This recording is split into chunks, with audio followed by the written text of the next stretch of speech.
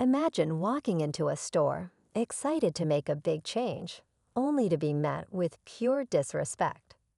That's exactly what happened to one man who had just made the biggest purchase of his life, only to find out that the people working for him didn't even see his worth.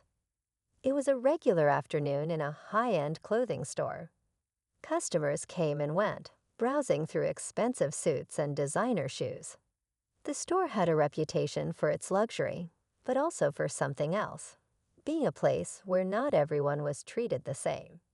The salesmen here were selective, deciding who deserved attention and who didn't. And on this particular day, one salesman made a mistake he would never forget.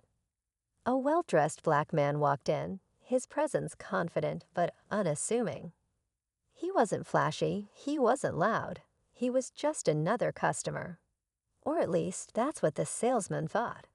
The moment the man stepped inside, he was met with cold stares. No greetings, no, how can I help you? Just a glance, followed by an attitude that spoke louder than words. Asterisk, you don't belong, here asterisk. The salesman, a middle-aged man who prided himself on knowing real customers, looked him up and down before scoffing. We don't have anything in your price range, he said, barely hiding his smirk. Without asking a single question, without even giving him a chance, he had already decided. This man wasn't worth his time. But what the salesman didn't know was that this customer wasn't just another shopper. He wasn't just someone browsing. This man had power, more than the salesman could ever imagine. He had recently made a major investment, one that changed everything. He wasn't just looking at the clothes. He was looking at Asterisk, his Asterisk store. Because as of that morning, Asterisk, he was the new owner Asterisk. Yet instead of revealing his identity, he stayed quiet. He let the salesman continue, watching as he dismissed him, talked down to him, and ignored every sign of respect. He wanted to see just how deep the bias ran, how far this man would go in his disrespect before realizing the truth. And when the moment came to reveal who he really was, let's just say the look on that salesman's face. Asterisk, priceless asterisk. The salesman continued his routine, barely looking at the man as he folded a stack of shirts. His attitude was clear. He had already decided this customer wasn't worth his time. And yet, the man stayed. He walked through the store, running his fingers over the expensive fabrics, pausing here and there to examine a suit or a pair of leather shoes. The salesman sighed, clearly annoyed. I told you, we don't have anything for you, he said, his voice laced with impatience. Maybe try one of those discount stores down the street. Still, the man didn't react. He simply nodded, as if taking in every word, every disrespectful glance, every dismissive gesture. But behind his calm expression, he was studying the situation. This store, the one he had just bought, was more than just a business investment. It was a statement, a chance to create something better. Yet here he was, being treated like he didn't belong in his own establishment. A younger salesman, standing behind the register, watched the scene unfold.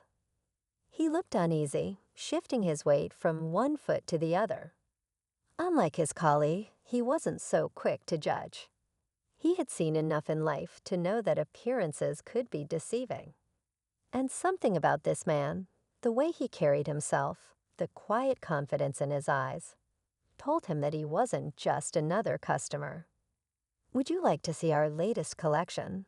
The younger salesman finally asked, breaking the tension. The older salesman shot him a glare, but the man simply smiled. Sure, he said. As the younger salesman led him toward the back of the store, the older one scoffed. You're wasting your time, he muttered under his breath. But the man heard him, and he made a note of it. In the fitting area, the younger salesman carefully laid out a few suits, watching as the man examined them. You work here long? The man asked casually. Couple of years, the younger salesman replied. It's a good place, but well, not everyone here treats people the same. He hesitated before adding, I'm sorry about earlier. The man nodded. He appreciated the honesty. Just then, the store manager walked in, a clipboard in hand. What's going on here? He asked, his tone sharp. The older salesman smirked from across the room, arms crossed. Just a customer wasting our time. The man looked at the manager and smiled. Actually, he said, I was just about to introduce myself. And that's when everything changed. The store manager narrowed his eyes, sizing up the man who had just spoken. There was something about the way he stood, the way he spoke, not like someone begging for service, but like someone who knew exactly where he belonged. And who exactly are you? The manager asked, his tone sharp, dismissive. The older salesman chuckled under his breath, shaking his head as if this whole situation was a joke. To him, this was just another man who had walked into the wrong store, expecting service he didn't deserve. But before the man could respond, the door chimed as another person entered. A woman dressed in a sleek business suit, carrying a leather folder in one hand. She walked straight toward the man and stopped beside him, her expression calm but authoritative. There you are, she said. We need to go over some final paperwork for the acquisition. The room fell silent. The manager frowned. The older salesman blinked, confusion flashing across his face. The younger salesman looked between them, putting the pieces together faster than the others. Acquisition. The man turned back to the store manager, his expression unreadable. I was just getting a feel for the place, he said smoothly. Seeing how things run. He glanced at the older salesman, whose smirk was now completely gone. And from what I've experienced so far, there's a lot that needs to change.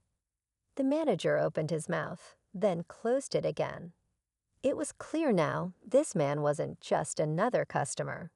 He wasn't someone to brush off or ignore. He was the new owner, the one who had bought the entire store, and the way they had treated him. It wasn't just rude. It was revealing. The older salesman's face paled. Wait, you. He stopped himself, his usual arrogance replaced with uncertainty. The younger salesman straightened up, a small knowing smile on his lips. He had suspected something was different about this man, and now his instincts had been confirmed. The woman in the business suit flipped open her folder. The transition officially begins today, she said. And that means some changes are coming. The manager looked between her and the man, clearly struggling to process what was happening. Sir, if there was any misunderstanding earlier. The man raised a hand, cutting him off. No need for explanations, he said. I saw everything I needed to see. The tension in the room thickened. No one dared to speak. Because they all knew things were about to change, whether they were ready or not. The silence in the store was almost unbearable. The weight of the moment pressed down on everyone, especially the older salesman, whose arrogance had completely vanished. His eyes darted around the room, as if searching for some way to undo what had just happened. But there was no way out of this. The new owner took a slow step forward, his expression calm but unreadable. Tell me, he said, looking directly at the manager, is this how you train your employees to treat customers? His voice was steady, but there was something in his tone, a quiet power that made everyone stand a little straighter. The manager swallowed hard. Sir, I. The man didn't wait for an answer. He turned to the younger salesman instead. And you, he asked. Do you feel like this is a fair place to work? The younger salesman hesitated, clearly caught off guard. He glanced at the manager, then at the older salesman, before finally looking back at the new owner. Honestly, he said, choosing his words carefully. I've seen things happen here that shouldn't. The older salesman let out a nervous laugh, but no one joined him. "Come on," he said, his voice strained. "Are we really going to make a big deal out of this? This is just how business works. You learn to read people, to know who's worth your time." The new owner's expression didn't change. If anything, his gaze hardened. "And what exactly did you read about me?" The salesman's mouth opened, then closed. He knew there was no right answer. Every excuse he might have given would only dig the hole deeper. The woman with the folder cleared her throat, breaking the tension. "We have some documents that need reviewing," she reminded the new owner. "And you have some decisions to make." He nodded, but his eyes stayed on the older salesman for a moment longer. Then, without another word, he turned and started walking toward the back office. The manager quickly followed, still scrambling for a way to fix things. The younger salesman watched them go, his face unreadable. The older salesman stood frozen in place, his fingers twitching slightly. He knew, everyone in that store knew, that his future was hanging by a thread. The air in the room felt electric, as if everything was shifting in that very moment. The older salesman knew. This was it. The end of the road. And just when he thought it couldn't get any worse, the new owner delivered the final blow. "I don't believe in holding on to people who don't align with my vision," he said simply. "So as of this moment, you're fired, The silence that followed was deafening. The older salesman's face twisted in shock. "You can't be serious," he stammered. "After all the years I've worked here." "After all the years you've looked down on people," the new owner cut in. "After all the chances you had to do better." He shook his head. "No, this is exactly what's serious. And it's done." The older salesman took a step back, his face red with frustration, but he could see it in the new owner's eyes. There was no argument to be made. No second chances. Slowly, he turned, walking toward the exit. Each step felt heavier than the last, as if the weight of everything he had done was finally sinking in. As the door swung shut behind him, the younger salesman let out a breath he didn't even realize he had been holding. The employees looked around, still in shock, still processing what had just happened. The new owner, however, was already moving forward. "There's a lot of work to do," he said, looking at the remaining staff. "And it starts today." And just like that, the store had changed forever. The tension in the store slowly began to lift, replaced by a strange sense of relief. The employees, still processing what had just happened, exchanged glances. Some of them had worked alongside the older salesman for years, quietly enduring his attitude, his dismissiveness. But now, for the first time, it felt like things might actually be different. The younger salesman stepped forward. "So, what happens next?" he asked, his voice hesitant but hopeful. The new owner looked around, taking in the space with fresh eyes. "We rebuild," he said. "Not just the way this store looks, but the way it operates. I want this to be a place where every customer is valued, where people don't feel like they have to prove themselves just to be treated with respect." A murmur of agreement spread through the small group. It was clear that change was long overdue. The manager, still standing nearby, shifted uncomfortably. He had been part of the system that allowed the kind of treatment the older salesman had displayed. But now he had a choice, either embrace the new direction or find himself left behind. Taking a deep breath, he stepped forward. "I understand," he said carefully, "and I want to be part of that change." The new owner studied him for a moment before nodding. "Good," he said, "but it won't just be words. There will be real changes, starting with new training, better policies, and a workplace where employees and customers feel welcome." The younger salesman couldn't help but smile. It was the kind of store he had always hoped to work in. The new owner glanced toward the front window, where the older salesman had disappeared moments ago. Some people will resist, he said, but the ones who stay will be part of something better. With that, he turned to the rest of the staff. I'll be spending time in every store, he continued, getting to know the employees, listening to what needs to be fixed. This isn't just about today, it's about the future. As the reality of the situation settled in, the energy in the store shifted. Employees who had once felt overlooked now felt seen. Customers who had hesitated to step inside would soon experience something new. And as the new owner stood in the store that had once dismissed him, he knew one thing for certain. This was just the beginning. And when the new owner finally made his decision, everything would change. As the new owner disappeared into the back office with the manager, the older salesman let out a slow breath, glancing around the store as if searching for an escape. The tension in the air was suffocating. He knew he had made a mistake, a big one. But maybe, just maybe, he could talk his way out of it. He straightened his shoulders, trying to regain the confidence that had carried him through years of selling to the right kind of customers. He walked briskly toward the younger salesman, lowering his voice. "Listen," he said, forcing a smirk. "You don't actually believe he's keeping this place, do you? These types." He caught himself, cleared his throat. "People like him, they come in, make a big show, then disappear. You'll see. Nothing's really gonna change." The younger salesman didn't respond right away. He just stared, his expression unreadable. Then finally, he shook his head. "You really don't get it, do you?" he muttered. Before the older salesman could reply, the back office door swung open.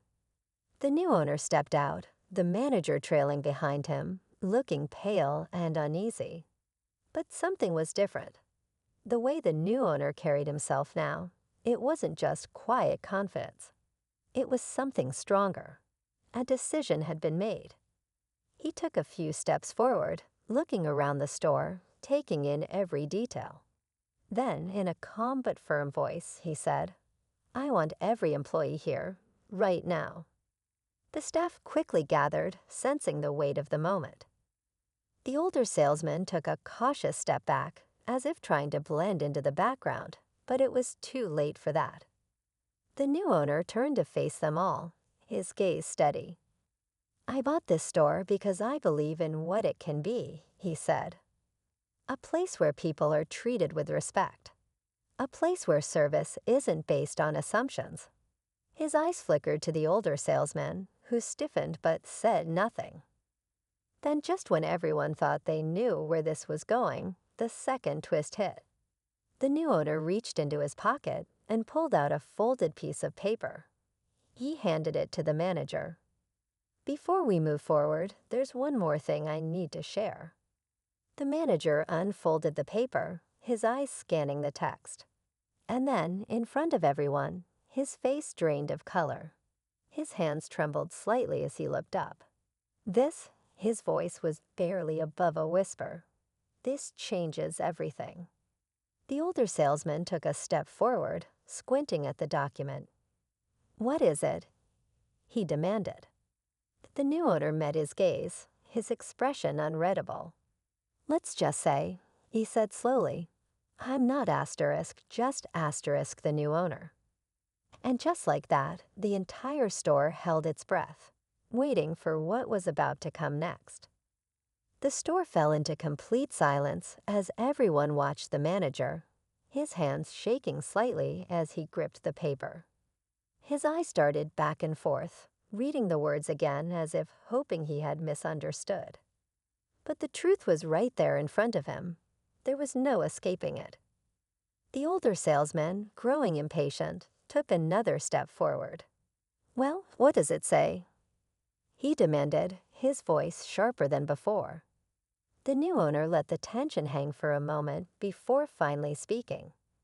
"This document," he said, his voice calm but firm, "isn't just about me owning this store.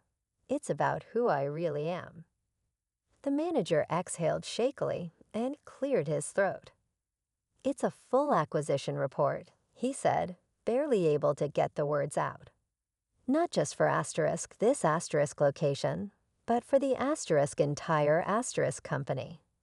A wave of shock rippled through the room. The employees exchanged stunned glances, the younger salesman's eyes widening in disbelief. The older salesman, however, didn't seem to understand right away. He shook his head, a nervous laugh escaping his lips. "Wait, what do you mean the entire company?" The new owner took a step forward, his presence commanding the room. "I don't just own this store," he said.